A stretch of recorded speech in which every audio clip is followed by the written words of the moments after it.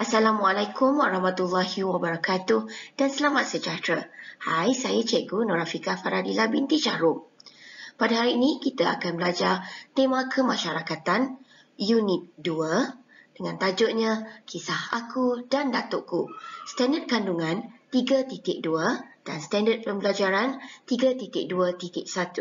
Objektif pembelajaran pada hari ini, pada akhir pelajaran, cikgu berharap kamu dapat menulis ayat lengkap berdasarkan frasa yang diberikan.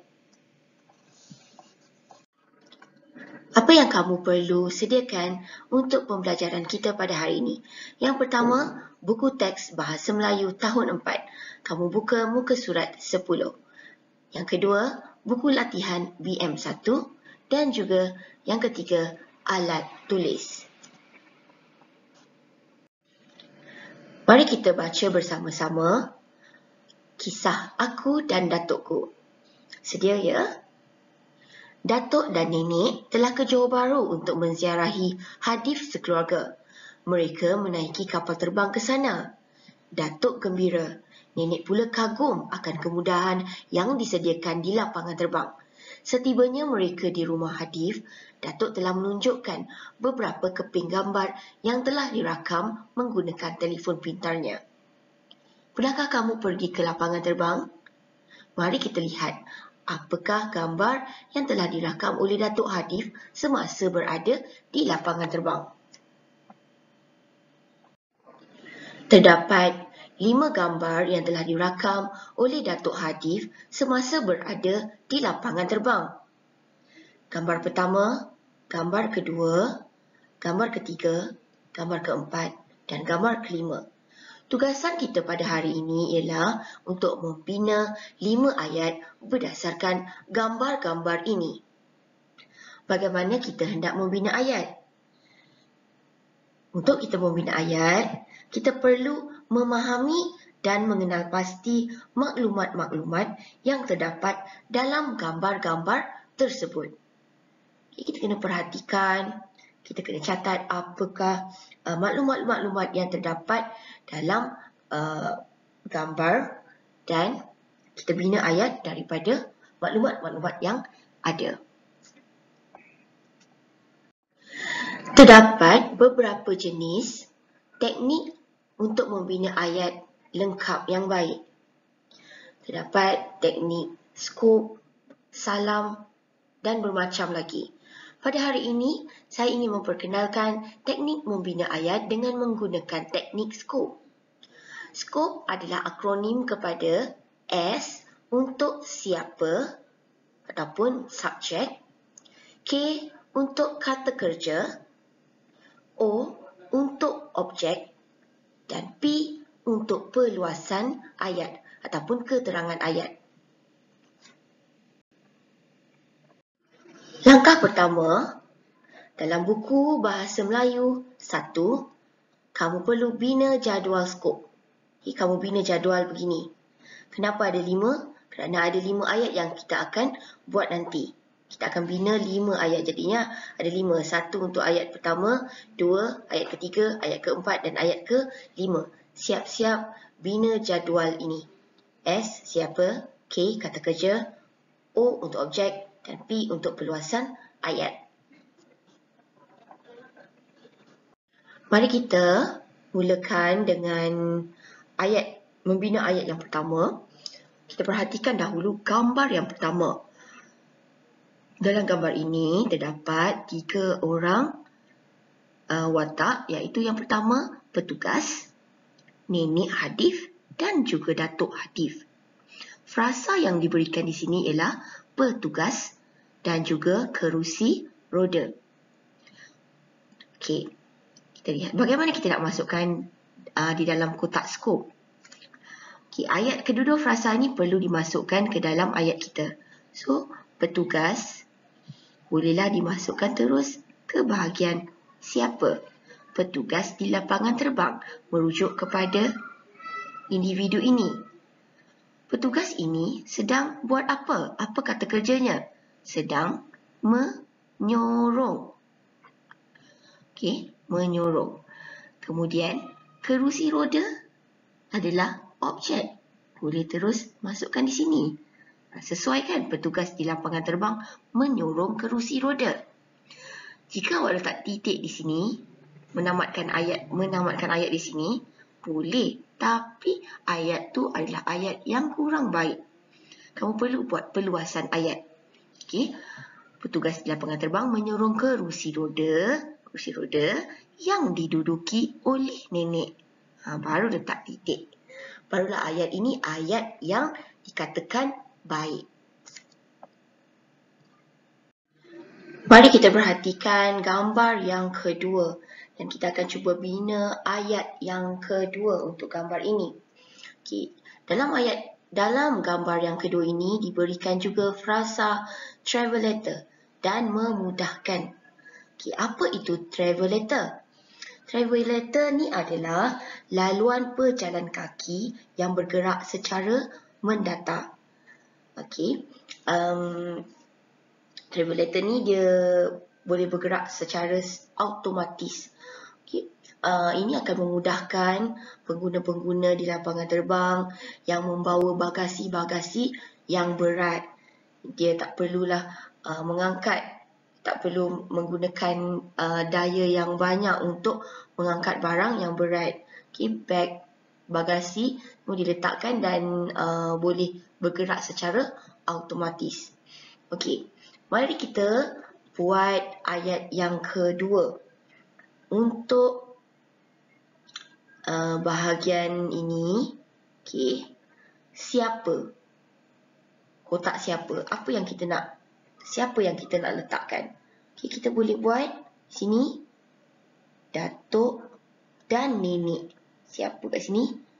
Datuk dan nenek. Maaf. Datuk dan nenek.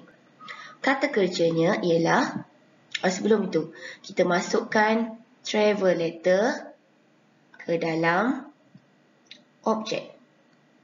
Okey. Maaf. Travel letter. Okey. Apakah kata kerja yang sesuai untuk diletakkan di sini? Datuk dan nenek.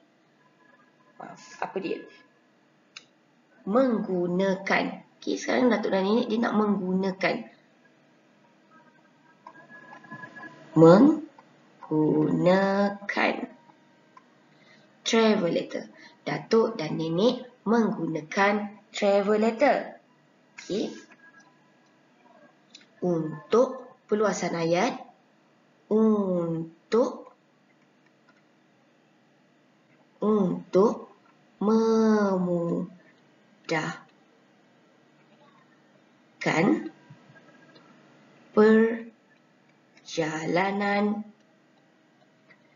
perjalanan mereka.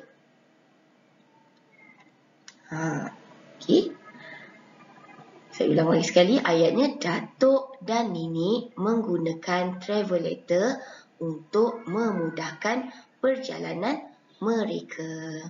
Okay, ini adalah ayat yang lengkap. Okay, mari kita lihat pula gambar nombor 3. Okay, di sini diberikan frasa datuk dan juga pengangkutan khas. Okay, bagaimana kita nak masukkan ke dalam kotak yang ketiga dalam kotak skop. Okay. Kita perhatikan dahulu, ini adalah pengangkutan khas. Okay. Kita dah tahu bahagian siapa, subjeknya kita dah boleh masukkan ke dalam kotak S. Dan pengangkutan khas bolehlah juga dimasukkan di bahagian objek. Okey, sekarang kamu tinggal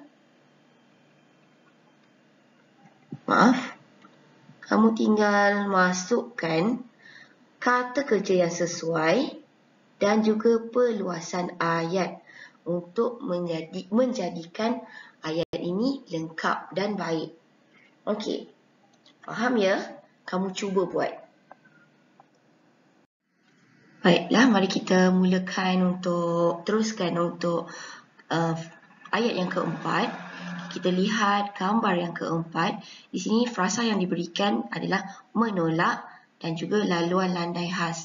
Laluan landai khas ini adalah khusus untuk kerusi roda. Laluan untuk kerusi roda. Okey. Baiklah. Untuk untuk frasa menolak. Menolak adalah satu kata kerja. Kita boleh terus letak di sini. Siapa yang menolak? Kita tengok pula gambar. Siapa yang menolak? Tentulah petugas sedang menolak. Petugas sedang menolak apa? Kerusi roda. Sedang menolak kerusi roda. Okey. Menggunakan, barulah perluasan ayat, menggunakan laluan landai khas. Okey. Sini.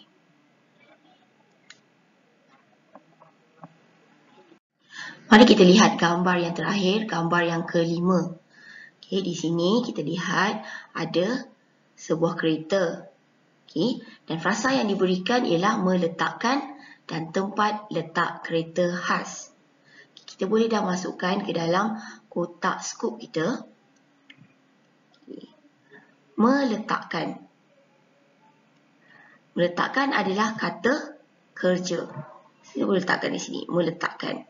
Meletakkan apa? Objeknya. Meletakkan kereta. Okey. Apakah itu tempat letak kereta khas? Tempat letak kereta khas adalah tempat letak kereta khas yang dikhaskan untuk orang yang kurang upaya. Okey, siapa? Kita dah ada kata kerja, kita dah objek. Kat sini meletakkan kereta. Kan? Meletakkan kereta. Siapa yang meletakkan kereta ni?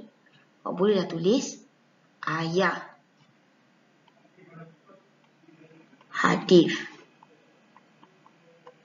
Ayah Hadif meletakkan kereta di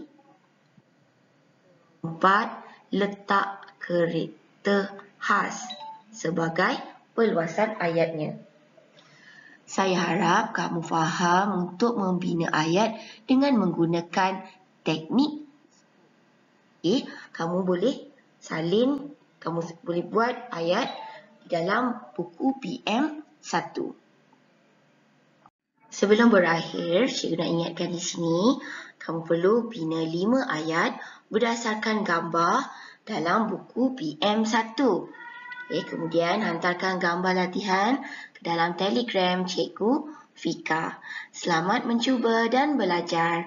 Bye, jumpa lagi minggu hadapan. Assalamualaikum.